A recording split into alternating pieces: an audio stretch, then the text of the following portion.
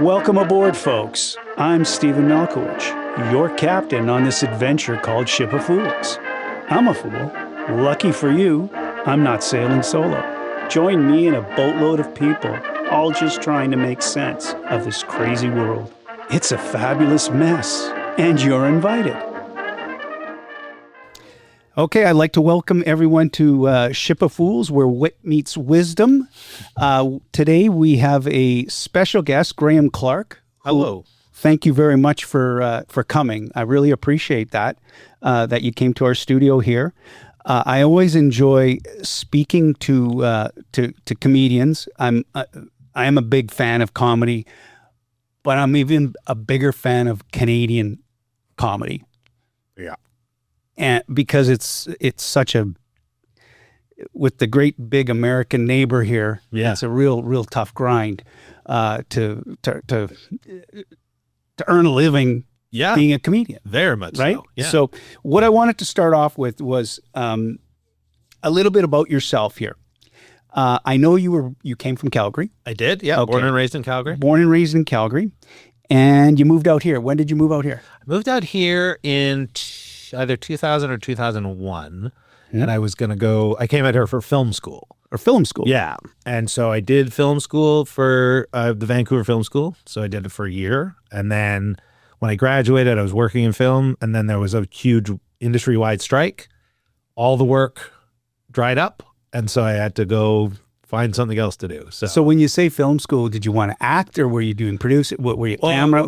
Yeah, anything behind the scenes. I wasn't, Okay. I didn't want to act or anything, but I wanted to be on set. Editing's a little bit too, you have to be too focused. I don't have as focused a mind that it needs to be an editor.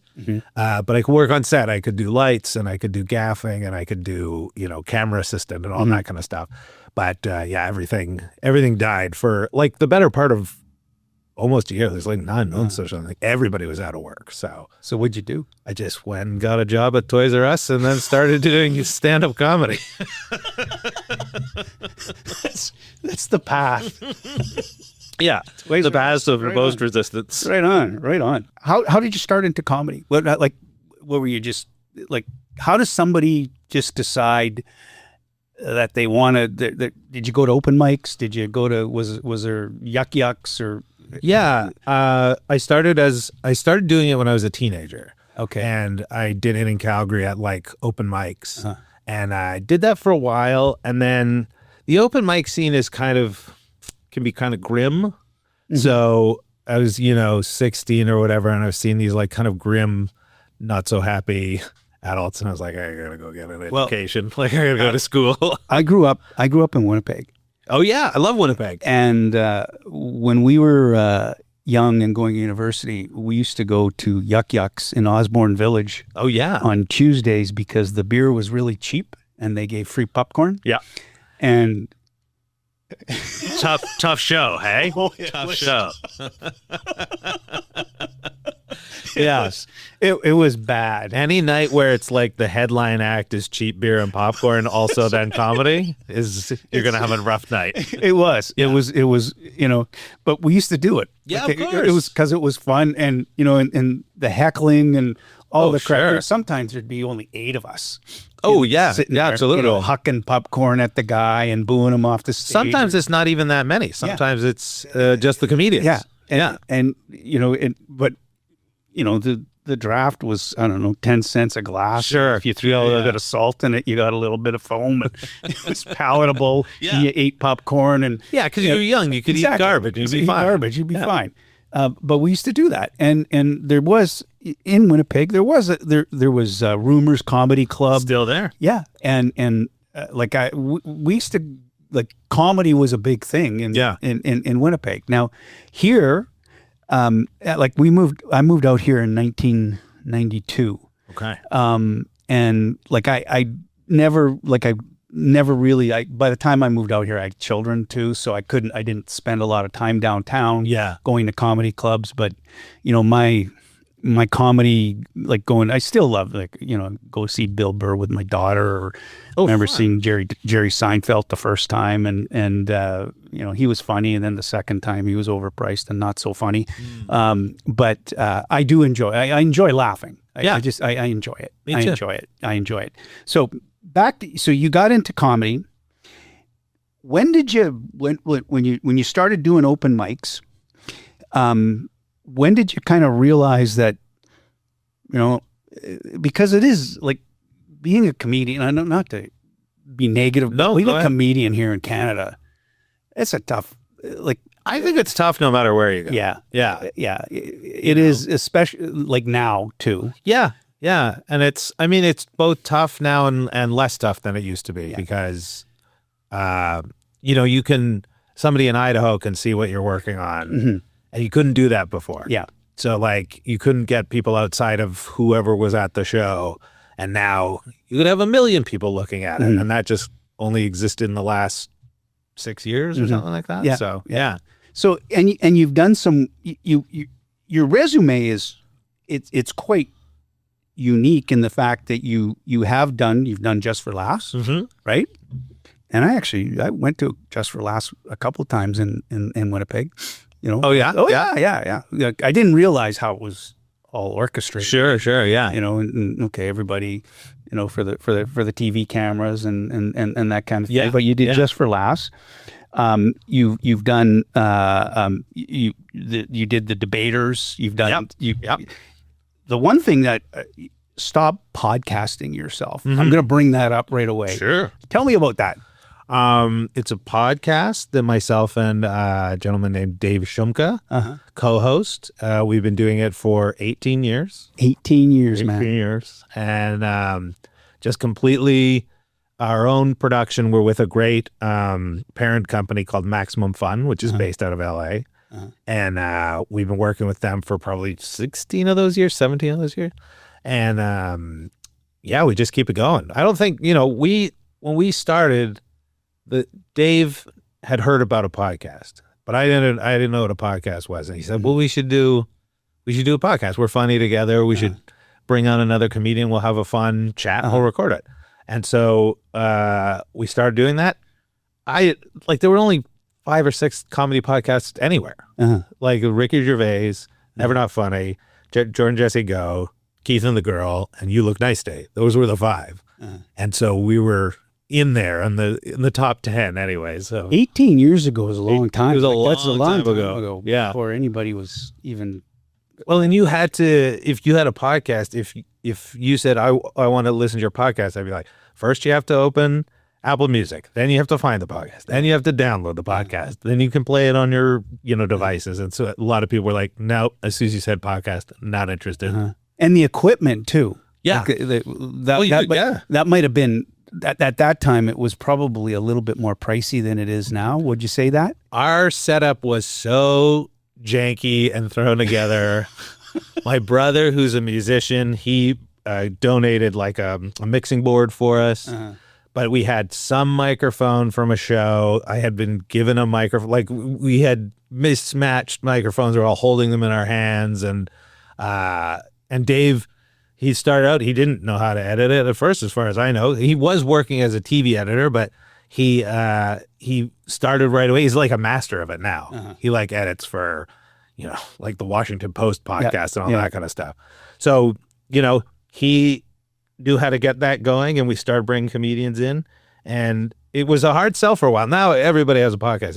Podcasts, so you can find them anywhere. There's a ton of them. A ton of them. But back in 2008, it was kind of a different story.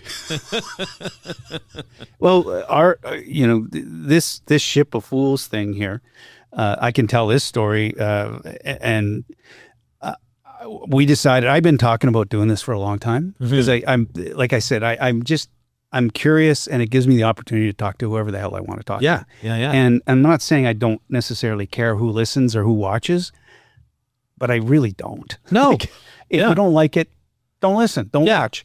But I'm curious, and I like I've always had that gift, I suppose, that I like, if I find somebody that's doing something, they'll walk, hey, what are you doing, man? Yeah. I like that. And that's probably why I'm I gravitated to the newspaper business, Right. Because I'm curious. I want to know what's going on in the world. I want to know what's going on outside here. Yeah. I want to know those things. I'm curious.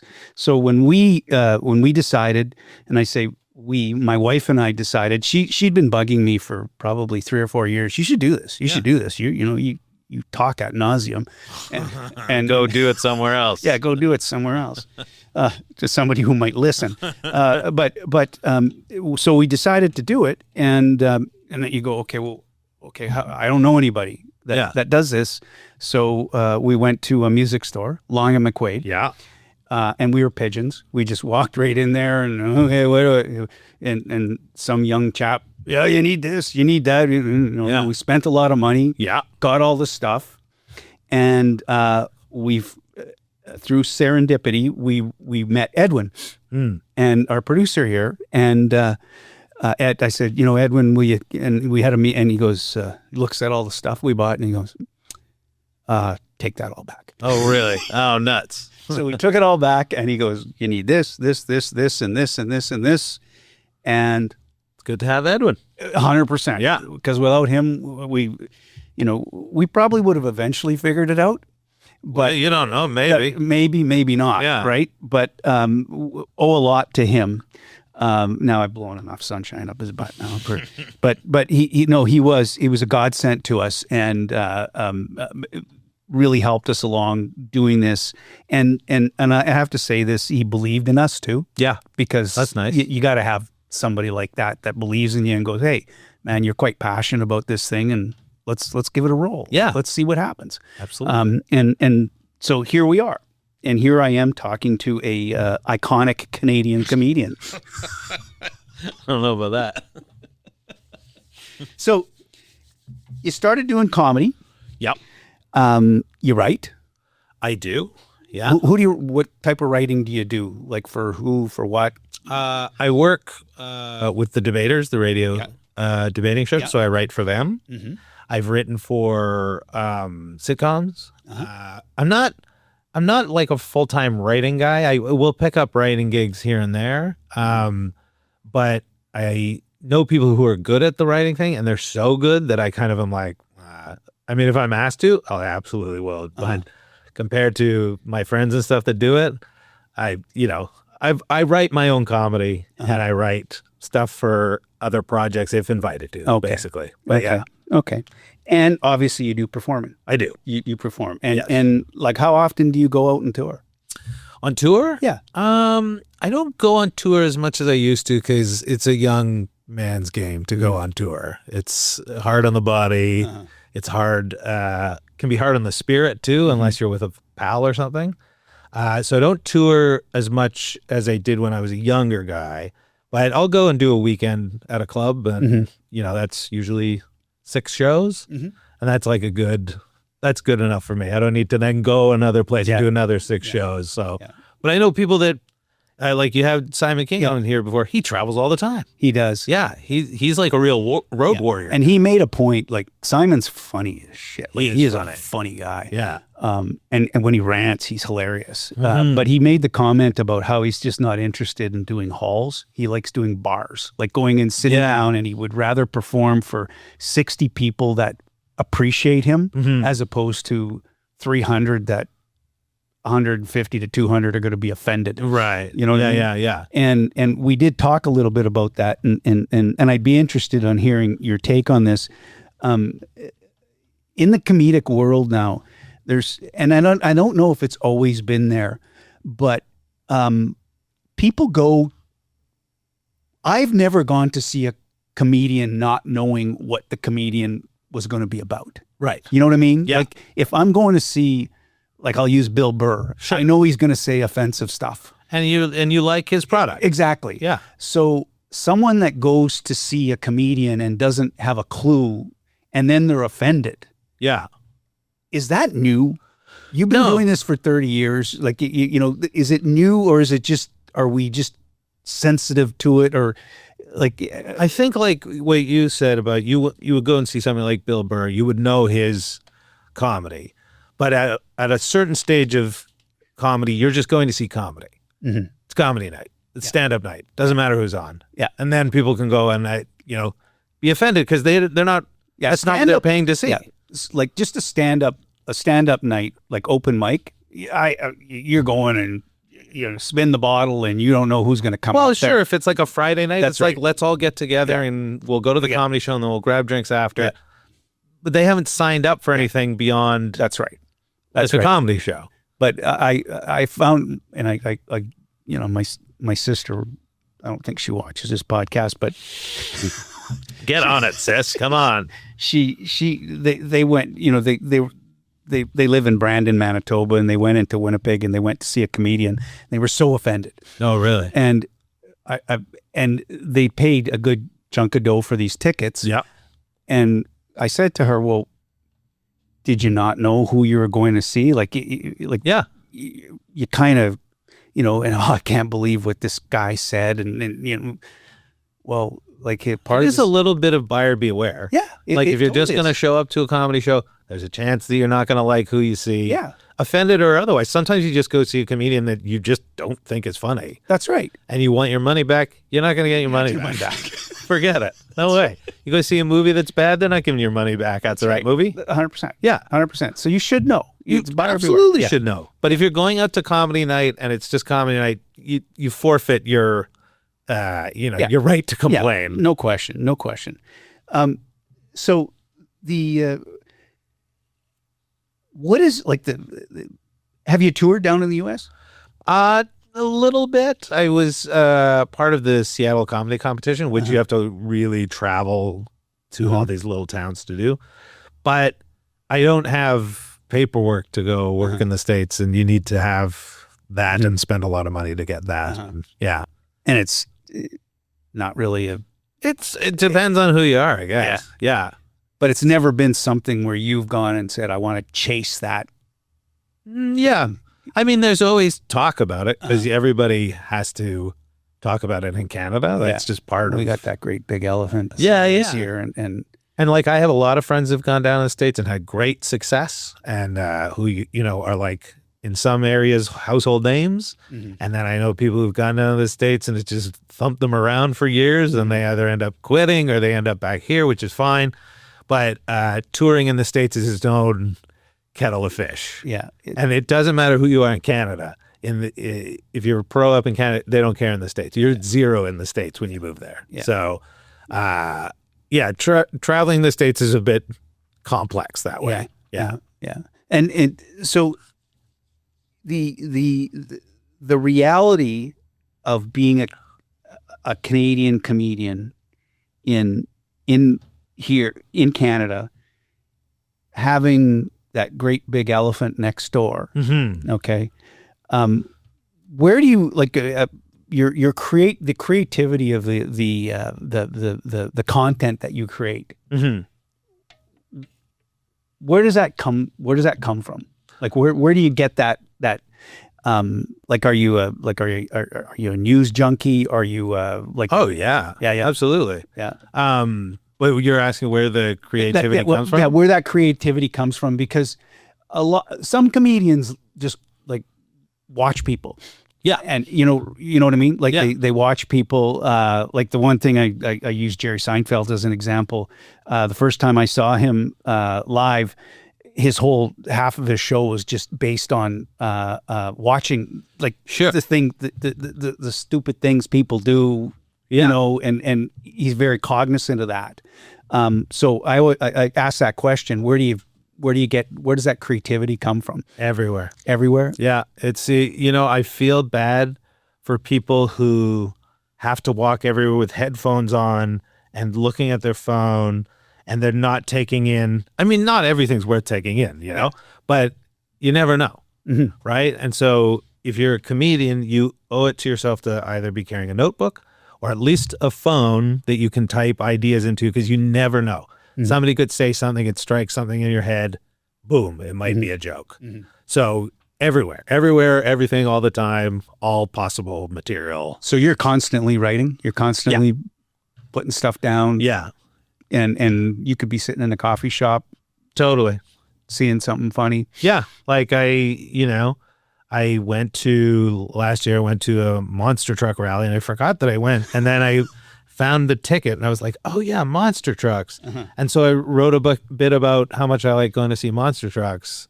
And there was one on Friday, and I was busy, so I couldn't go to it. But there was a monster truck at the PNE at the Coliseum. Yeah.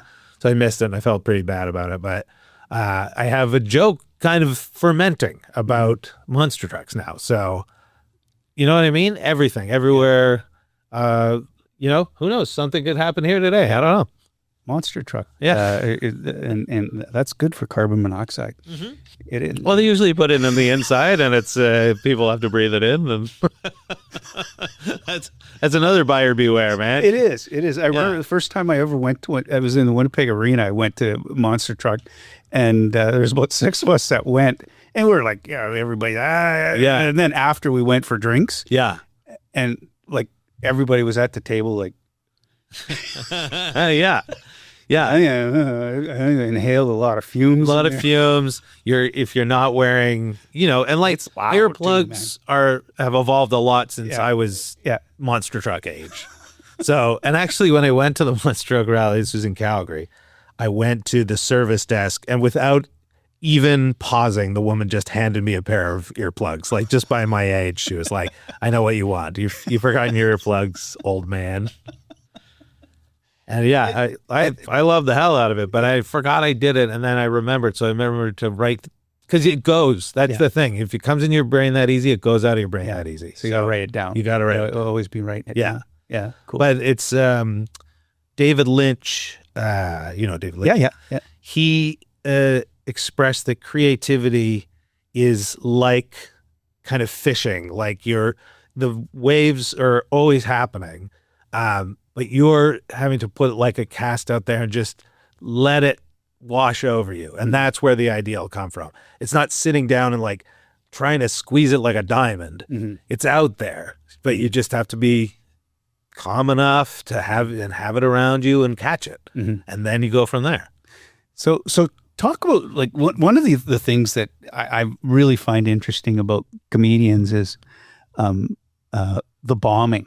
You know, when I shouldn't laugh. No, it's part of the gig, and it's so like, and people are nasty. Yeah, like really, really, really nasty. Yeah, and like, and I know it's hard. I like, no matter what you say, like, you take things personally, of course, like you do. Yeah, and let's just talk the first time that really happened to you, where you were just like, where it was just like devastating. It was, I can remember exactly when it was. It was in Cranbrook, BC.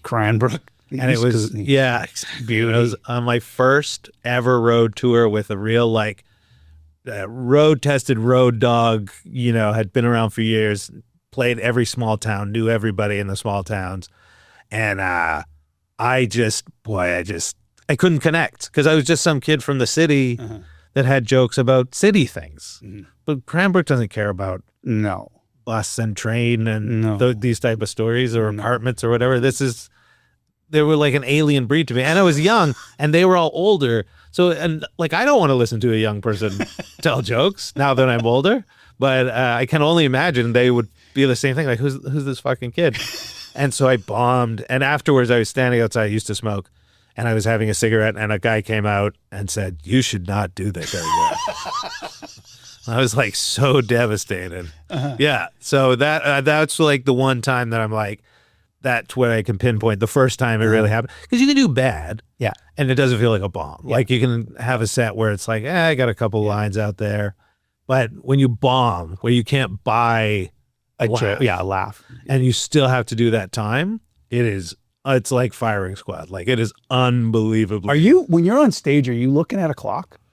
No. I know around how much time I have to talk. Now it's just intuitive. Yeah.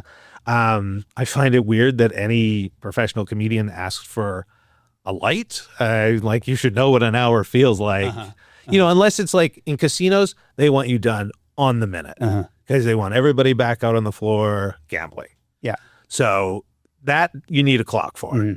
But then, you know, if you're just doing an hour set, you should know what an hour is. Yeah. And if you don't, you have your phone. Look at your phone at some point. But yeah, I feel like that's something that like that's a mark of professional. When you like you should know what that is. hate to dwell on the bombing part, but Go ahead. Have you ever just like gone and said, I'm done, or do you just gut it out? You just gotta gut it out. Oh no, I've walked out in the middle of shows. Really? Yeah, if the audience is being not an audience, and they're talking, and some of them are turned away from the stage, and they're not an audience. So why am I playing to them? So like, I've walked off stage. I've refused the payment for it. Like I didn't accept to be paid. But I've done it before. I'd do it again. Yeah. I was in Northwest Territories in Yellowknife, and we went to a bar that was like part-time a strip club. And the woman that was there, there was 10 of us, and we were like, when did the show start? And the bartender was like, she's not going to come out for 10 people. Like she'll show up when everybody's here. And I was like, boy, I wish comedians had that latitude. Just being like, I'm not going up. Bring me an audience, then I'll go up. You know? Like, and you can't do that when you're young and broke. Yeah. You know? Like you can't say that. So you do but yeah, there's sometimes I'm just like, I'm not doing this. I'm not staying here for another half hour or whatever. Like I'm out. I'm done. Yeah. Yeah. And have you ever and because I remember back in the day, and I specifically remember it was at Rumors Comedy Club in Winnipeg, which is one of the best in the country. Yeah, and we had a friend that was 6'8", and he was hammered. Oh sure. And he kept on getting up and goading the comedian. Eesh. Oh yeah, and like we were trying to talk him down because he wanted to fight the comedian. Yeah, and even we were like, Clint, come on, man. He's like, and then he eventually got escorted out. Good. Yeah, but have you ever had physicality threatened, or have you ever been threatened by an audience member? Or? Yeah, I mean, sometimes, yeah. Like I've had occasions where somebody didn't. It's a lot of guys that are drunk that have brought their girlfriend, and the girlfriend is enjoying the show, and the guy feels like I'm in the back seat. She likes this. She thinks this guy's funny. It makes me less funny. So and if they're drunk enough, those two thoughts collide. Then they hate the comedian. You know what I mean? Like it's very rare that somebody who's like offended by it would then become confrontational in a physical way. So it's always somebody drunk. It's not always men, which you'd think it would be, but if you ever play for like a bachelorette party, they're vicious. If you see a bachelorette party walking into a comedy club, you are guaranteed to have a bad time. You hear that, Chris? So they're bad. They're just bad. Oh, it's because they've been drinking since noon, and so they show up at a comedy club. It's 8:00, so they've had 8 hours of being absolutely blitzed. And then they're going in, they're buying buckets of beer, and they're like, doing shots and stuff. So you don't have a chance. They're not there to be an audience. Like they're just drunk, and like I say, they can get as bad as the guys can get. So for bachelorette parties, you always get paid in up front. Yeah, for sure.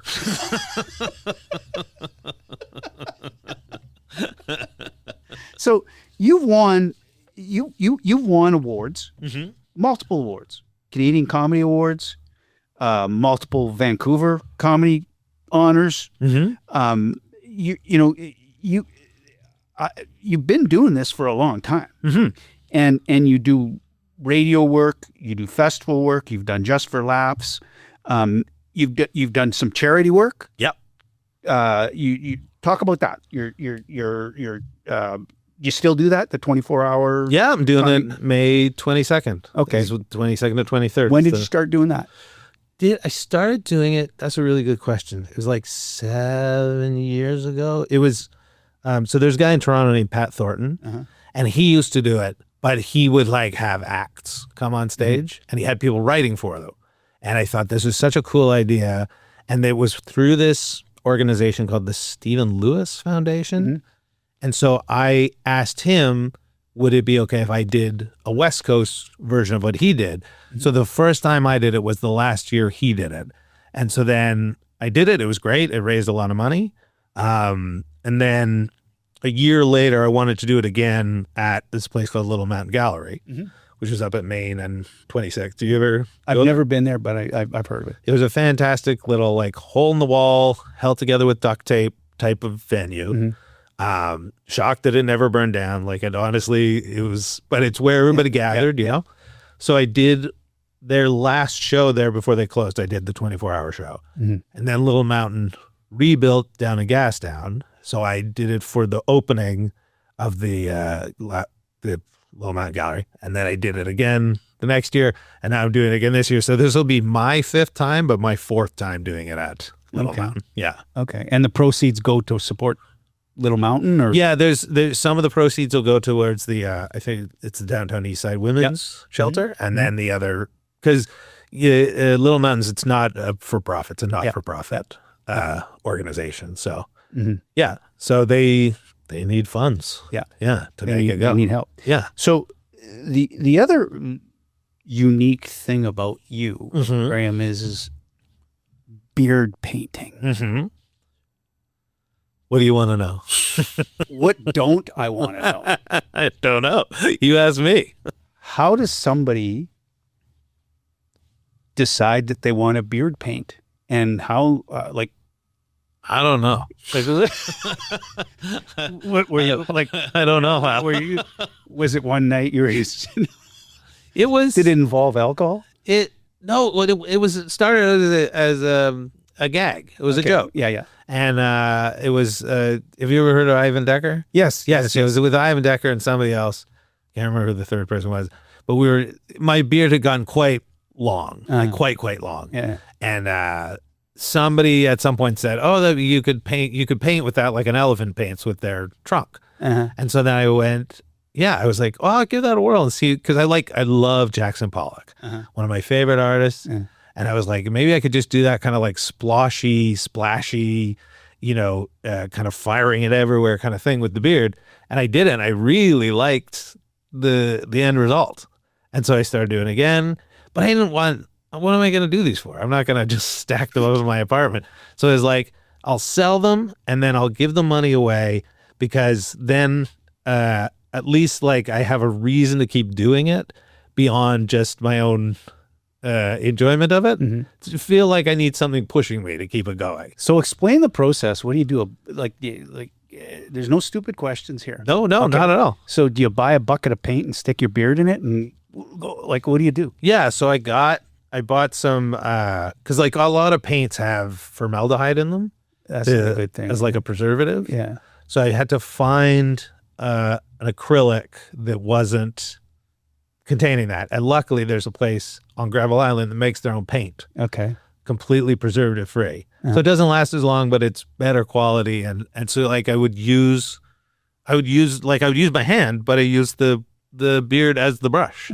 So that's how, and then, I've evolved kind of a technique so that I could draw figures. And, if you've been to the website, there's like a bunch of different things. Yeah. So do you do paintings for order? Like, does somebody say, "Hey, you know what? I or is it like, is it just a mashup of?" Yeah, I did it during the pandemic. In 2020, I kind of opened it up to commissions, and I'll never do that again because I don't know how to draw. You know what I mean? Like if it was like one guy had like, he was like, "I'd like a painting of Shrek picking his nose," and I was like, "That's perfect. I can do that. I can do Shrek picking his nose." But then there was somebody who wanted a picture of their kids or like of their dog, and I'm like, I'm not a portraiture guy. I don't know how to do that. So I burned out pretty quick on it. So it's been a while since I've done one. So next question. In the summertime, you don't set up a booth at Granville Island? I thought about it. Yeah, I thought about doing like a busking thing. Actually, I did. There was 2 times. I went to the Edinburgh Fringe Festival. I was doing a show there, And I was brought over there by these two genius guys called the Pajama Men.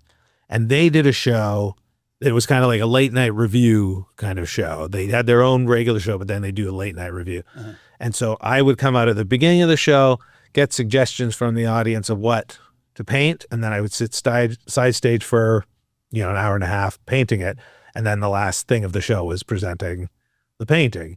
So I could do it pretty fast if I was, and so that was kind of that busking feeling when people were watching me the whole time do it. And so I don't mind being seen do it. I would do that, but should phone up Tony Hedgecliffe and go down to Kill Tony, and you could stand on the side, and that's because he does that, right? He has a painting. He Yeah. has the paintings on the side. Idea. That's not bad. I like that. You like that idea? Yeah. This Canadian guy. Yeah. Let's come down cool. and paint during. Yeah, it's not a bad idea. I'll credit you if it happens. Credit me, and I get to come down with you. Okay. Interesting story about Kill Tony. Mm-hmm. And this is because it's hit and miss. And who would have thought? But when I first started watching this a few years ago, my wife used to walk by the TV set and go, "Oh, you're that's so disgusting. Yeah, you're such a And now, guess what? Watches along with you. That's right. Gets upset when I start watching it without her. Without her. Yeah. But that's just a complete hit and miss. And I look at that and go, good for him. Good for getting getting the whole thing going. Getting the whole thing going. Yeah. But the last few have gotten it's just you get goofballs off the street that are just coming out. And I guess that's part of the charm of it too. Yeah. But for me to say something's kind of really disgusting, it has to be real disgusting. Yeah. And some of it's kind of like I'm going, Jesus. But it's like the open mic thing. Yeah. And you were talking about you're right. You're going to see something you've never seen before. That may be the person's first and last time ever performing. Yeah. And so you get to see this thing, and he's kind of had some pretty good success bottling that experience. And there are no he's got people with cerebral palsy on. They come out in a wheelchair, blind people. He doesn't give a shit. There's a guy from here that his last name is Belial, I think. Is it Aaron Belial? Is that right? He is so funny, and he was here for a while, and then when he went on there, he destroyed. He can only talk. Oh, Scanning on his phone. On the phone. Yeah. Yeah. He's funny. He's really funny. He's really and funny. Quick. He's quick as a whip. And where else would you get that? Exactly. That exposure. You get that exposure. Yeah. And you got to give it to him. You really do. And sometimes you just I'm literally hunched over. I'm laughing so hard. Yeah. And there is there's nothing that's sacred. There really is nothing but I seriously, the beard painting, that's one. That's not a bad idea. There you go. There you go. So I want to take the path here of talking about. We've talked about comedy, but I'm always interested in speaking to somebody who does comedy for a living, looking and talking about the current state of affairs that we find ourselves in. Yeah. Okay. Because, and I don't know if the world's just especially fucked up right now, or we just I paid attention when I was a kid. Sure. I did. Yeah. And maybe it's just my age now, but it seems to be pretty fucked up now. There's some just crazy ass shit going on, and I don't understand it. Mm-hmm. I really do, and I try to understand it, and I try to be fair. Yeah. But and I always, because of my background, I've traveled to every state in the United States. Oh wow. Yeah, because we own papers all over the place. Okay. So, and what people don't realize about the United States of America is it's 5 different countries. Sure. It really is. Okay. I believe it. It really is.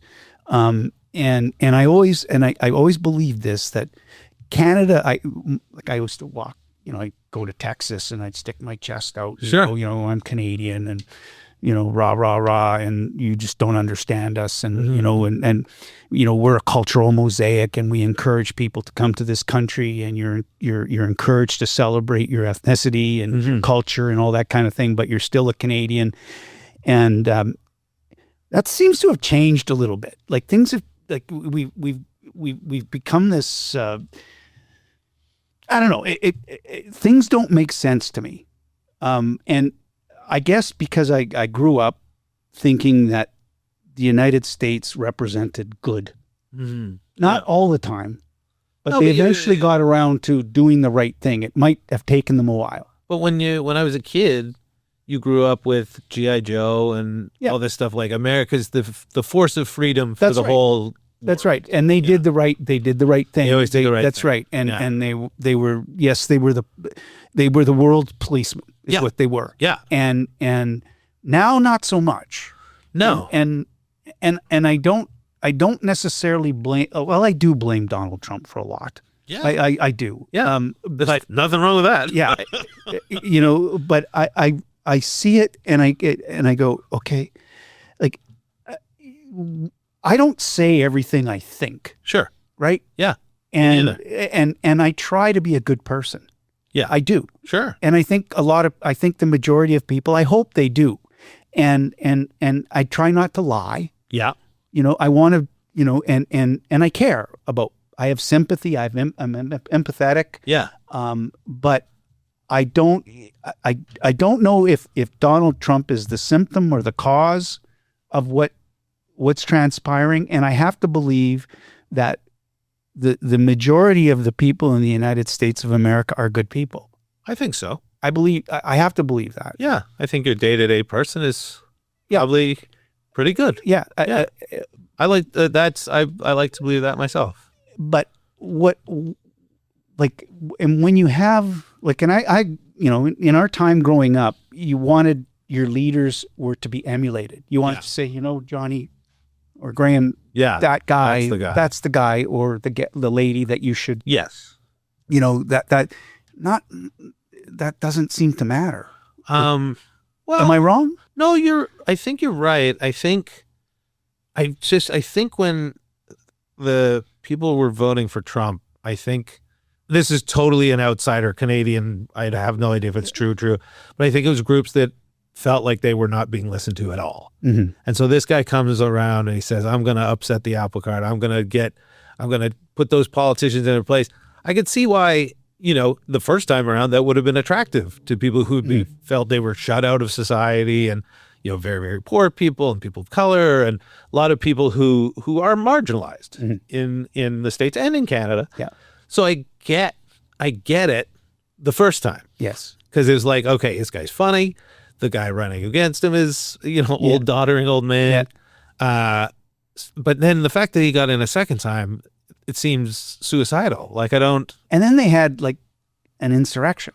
That was not like. Yeah, I know. The fact that he's in office, there's no bottom. Is the thing, right? There's no bottom. It used to be another rung. Remember what's the guy's name? He was called not John McCain, but he was a guy who was running, and he got over enthusiastic at a fundraiser, and he did a crazy yell, he was like, yeah, and that was enough to end his political career. That silly thing that made him ineligible to be president, and now it's like. You can pull your pants down on stage. It doesn't matter. What does it matter? What does it matter? Yeah. And what that does, the unfortunate thing about that is it makes a certain percentage of the population believes that that's acceptable behavior, and it's not acceptable behavior. It's not, it's just not. Like, who comes out when somebody dies? I know. Yeah. And says, good. Yeah. I'm glad he's dead. Well, and he's doing a thing I learned about it the first time he was in office, and it's a technique, and it was used in Russia quite extensively. And it's just you keep flooding every day. He says a new thing, just keep flooding. People will become numb to it. Yeah, they'll stop paying attention, or the people who are paying attention are like, well, what tomorrow? I understand it today. What's happening tomorrow? And it's just wearing people down, and that's part of the the propaganda machine. Well, that's what the Nazis did, man. Exactly. Yeah, that's what Russia did in the 80s, and you just keep on saying something until everybody's dizzy, and and now like I'm trying to figure out, and that maybe that's my problem is I think too much. Sure. And you follow what's going on, and you go, okay, well, so you went and you bombed Iran. Mm-hmm. Okay. Yeah. Now what? Huh? It's like do you just one day go, you know what? It's over. We're leaving now. I don't know. Because like I say, every day's a different thing. Like there'll be a thing he says tomorrow. It'll be so shocking and crazy. Mm-hmm. And then he'll say something even more contradictory. And so he's making it up as he goes along. He's not operating on any intelligence or anything like that. He's just, today I'm saying we won. Tomorrow I'm saying we're sending more troops. Yeah. The next day the oil will be there. The next day it won't. And the crew of characters he has. When I first heard the name Mark Wayne, mm-hmm. I had to go like John Wayne. I had to go. I said to my wife, that's not a real name. Mark Wayne? Yeah, it is. Yeah, it is. It's Mark Wayne. Mark Wayne. Okay, and then they start showing clips of him wanting to fight a guy. Sure. Like he's getting up and he's going to fight the union guy or whatever, and you got Bernie Sanders screaming at him, telling them to sit down. Yeah, he's ready to fight, and I'm like, when did this? Like, okay, that's a real person. Yeah, I don't know. Like I say, it's every day is like a new, fresh slice of hell. And nothing.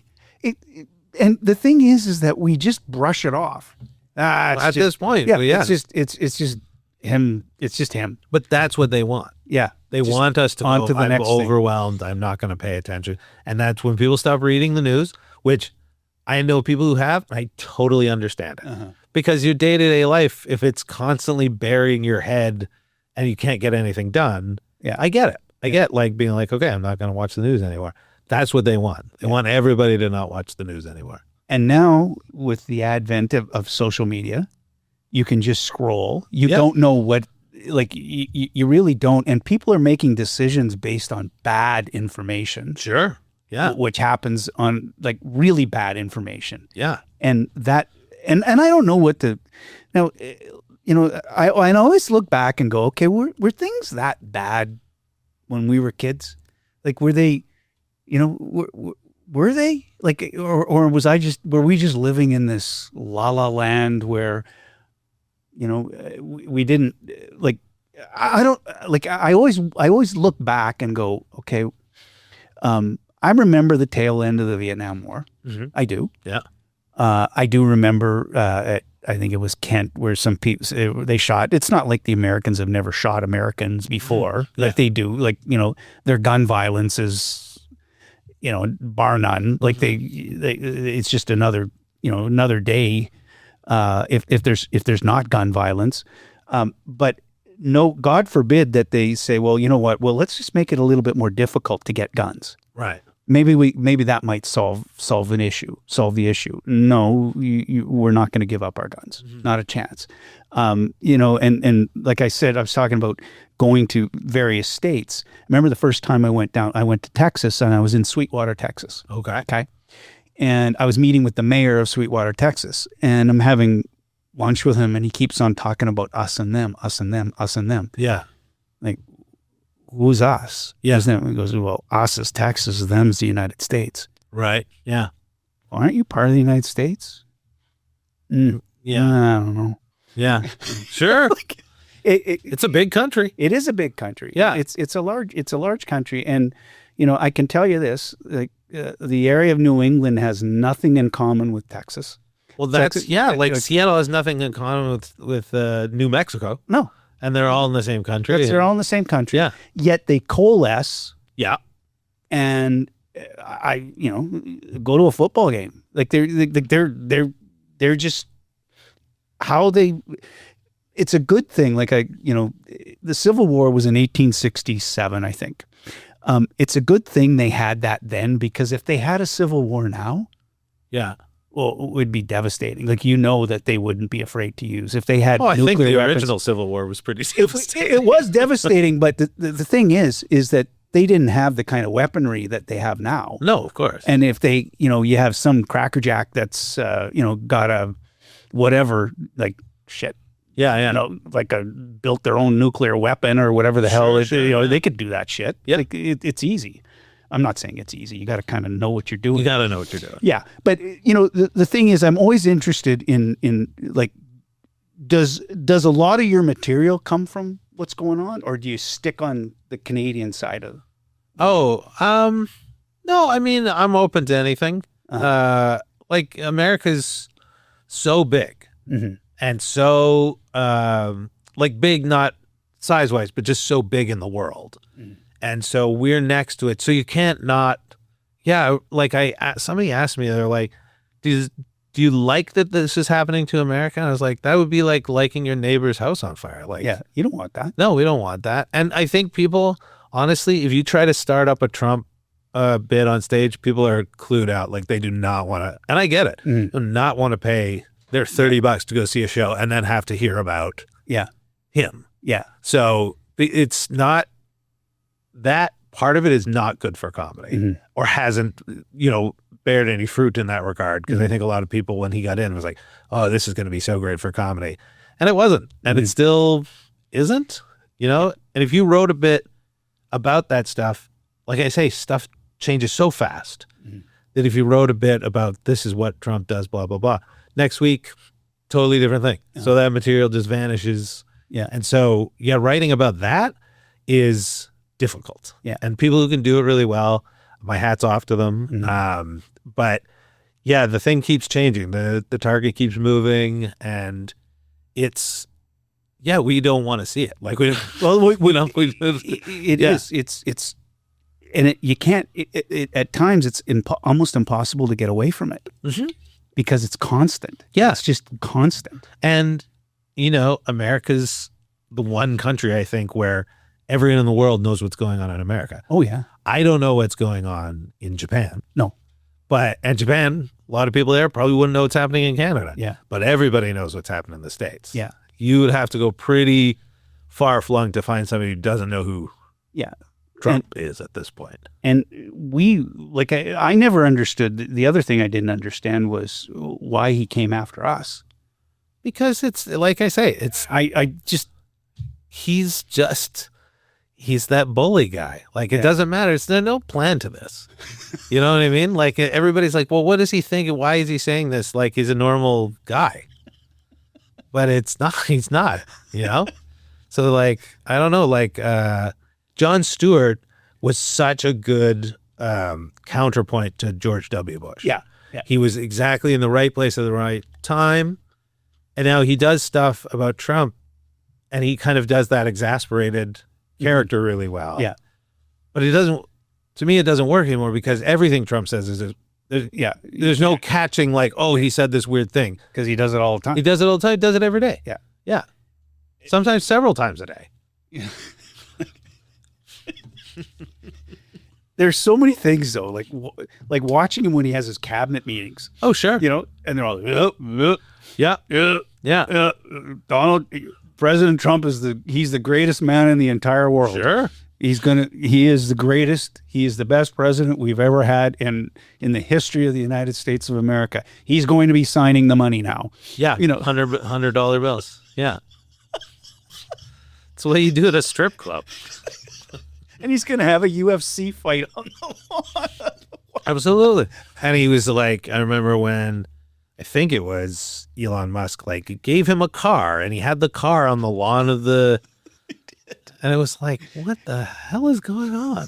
But he's changed with the times. Like, he became this kind of wormy entity that, he like adapted to reality TV, and he adapted like all these different ways. He's nobody like from his era that's still as relevant as him. Yeah. Like Lee Iacocca isn't. No. You know what I mean? There's nobody he's 80 years old. Yeah. And he still, and if you listen to him speak, Jesus. Yeah. Like, it's like, what is he talking about? I don't know. You know, like, I should say this because we got home late last night. I turned the TV on and you know, doing the YouTube addiction again and listening to him. And he's making a speech. I don't know if he was in New Mexico or in Mar-a-Lago. And he's going, okay, well, you know, the next one we go after is Cuba. Yeah. I didn't say that though. Yeah. I didn't say that. Nobody heard me say that, right? Yeah. But we're going after Cuba next. Yeah. Yeah, I know. Like, but you can't make jokes about it because it's already so ludicrous. What would you say that's a crazier thing than what is happening? Yeah, you're starving 10 million people. They have no electricity. Yeah. You know, but it is. It's just it. Yeah, it is you surreal. up on stage, do some chatting about this. Get y'all fired up. But I just, you know, and I'm also, I was never a conspiracy theory guy either. But I'm telling you this, like when he took that shot to the ear, and I know people were killed there, but he got up pretty quick. And I've been around firearms. I grew up in a hunting family. Oh yeah. And when a bullet goes by your head, you're down. Yeah. Like even if it doesn't hit you, you're down. Yeah. And so like I don't know. Like I'm just, and is it beyond the realm of possibility that I don't know. I don't either. I don't know. Yeah. You know, and you know, never mind the Epstein shit, which we've all forgot about. Yeah. You know, I just, it's Looney Tunes. It is Looney Tunes. And you know, and I wonder, I do wonder where this all leads us to. You know, I do, because I do plan on living for a fair while longer. Good for you. And I hope you do too. but you know, but is it the what's happening in the U.S.? Does it make it easier for a Canadian comedian, or does it even matter? It doesn't. I don't think it really matters.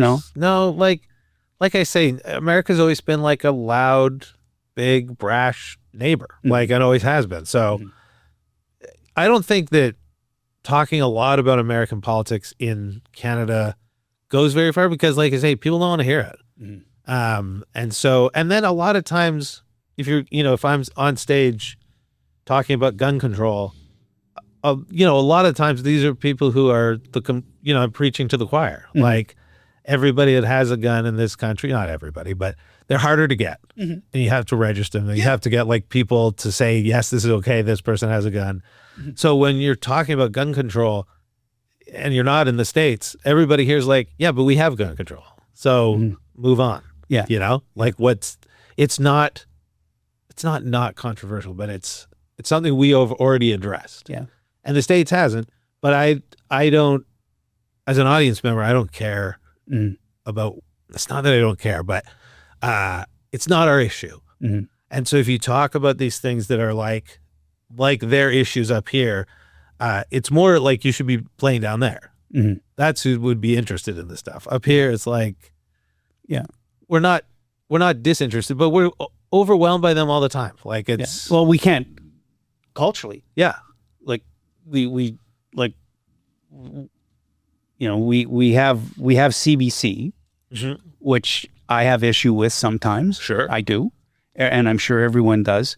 But we attempt to try and protect our culture, right? We do. Yeah. And we actually, we had a discussion. I had a discussion with somebody a couple of days ago. What does it mean to be Canadian? It's a good question. That's a very good question. And you know, that might be one of the topics that you bring up on your on one of the shows you're on, or like, what does it mean to be Canadian? It's a big question. I know a lot of people have taken a crack at it, and I don't know. Like, I think it's more, it's a weirder designation. If you're in America, you're American.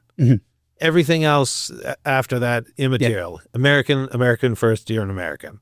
And in Canada, we really let people express their cultural identity, their religions. So we're not Canadians in that same way. Like, you're a Canadian. Lots of people that would have lived here for decades might say I'm from Jordan or whatever. Yeah. But I think that's part of the fabric of Canada is letting people do their thing, express their who they are. I think that's kind of we're, like you said, a cultural mosaic. Yeah. So I think that's unique. And I think that is, because if you go to Norway, you got to speak Norwegian. Yeah. Like you can't go there and, you have to do that. You have to go to school for that. And then you're Norwegian. Mm-hmm.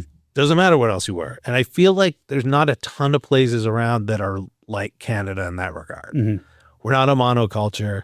Neither is America, but like I say, you're in America, you're an American. Yeah. If you're in Canada, you're in Canada. Mm-hmm. You're not necessarily Canadian. Yeah. And we have Quebec, which is like a separate country. Absolutely. And, Alberta's deciding whether or not they're going to secede and, And then we get into the indigenous land claims. Absolutely. It's the firmament of our culture. It is. Yeah. It is. So in wrapping things up here. Sure. Okay. The future. Okay. Let's talk about the future. Sure. And let's not try and be scary. Okay. Where do you see us? Where do you see this country 5 years, 10 years down the road? I really don't know. I think I would have had a better answer maybe 2 years ago, or what I thought. I don't really know. Like, I don't know. I feel like the existential threat that we've been put under by America has galvanized Canadians in a way that in my lifetime never has existed. You get glimpses of it, like Canada wins the gold at the Vancouver Olympics. You get this sense, you're like, okay, we're all connected somehow. And I think that brought it out in us a lot, to a point like I never thought was, it's like that feeling when somebody in the Olympics wins and you're like, that's for Canada, we're connected to that. Yeah. So I think in a way we're in a better place than we might be. And I think Canada might be able to survive being adaptable that way. Mm-hmm. So I don't really know, because there's always been wars, and there's always been wars that are happening all the time, 50 years, wars that just go on and on. So there'll be those, and I don't know where they'll be. But I feel like the idea of America taking over Canada I don't think it's a possibility. Yeah. And my personal opinion on this is that what's happened with our American neighbors has forced us in Canada to stand on our own 2 feet. Yeah. And that's not a bad thing. No. And so I think that's what makes the future harder to tell, because we've never been in this situation before. That's correct. So in a way, it's like, well, this is great. Something good has come out of this. But at the same time, you're like, I don't know. I've never known Canada that way. Yeah. So I don't know what comes out of this. Yeah. Yeah. So it's I wouldn't say I know how to say what's going to happen. I have no idea. Well, having said that, Graham, shout out. When do you have some shows coming up? Do you have? Yeah, I'm going to be doing this 24-hour show, May 22nd. May 22nd at the Little Mountain Gallery. Okay. Down in Gastown. Yeah. And you're on Instagram. I am, yeah. You're on Instagram. Clark is taken. Okay. Yeah. Okay. Yeah. Anything else? No, go check out the local comedy show in town. Wherever you are. Yeah. There's always going to be something, even if it's like, if you're in Red Deer, there's something happening in Red Deer. Yeah. Go out. You'll have a good time. If you have a terrible time, you've got a great story to tell people, So go. Yeah, I appreciate you, Graham. I appreciate you coming. Ship of Fools. It is where wit attempts to meet wisdom. Mm-hmm. I get to talk to people that I want to talk to, and you were certainly a person that I wanted to talk to. And I'd love to have you on again. I would love to come back. And talk about what's going on, the comedy scene. I do believe in I really do believe in laughter's the best medicine. Yeah, it really is, and it really is, and it makes you feel better, and the interesting thing about comedy too is that it makes us understand the other people's differences. I think so. It really does. Yeah, it does, and you have to have that that attitude where if someone, if a comedian's making fun of something, it's not that they're necessarily punching down. Yeah. They're actually talking about an issue and they're making a joke about it, but at the same time, they're making you think about it. Yeah. Some more successfully than others. That's right. Exactly. That's right. So anyway, I encourage anybody that's listening or watching to subscribe to Ship of Fools, where wit meets wisdom. Check out Graham out he's performing. We'll put some information down when we release the episode. I certainly appreciate you coming and taking the time today. Thank you for having me. I really do, man. Yeah, this was a lot of fun. You Cheers. betcha. Cheers, buddy. Good handshake. Good handshake this guy's got.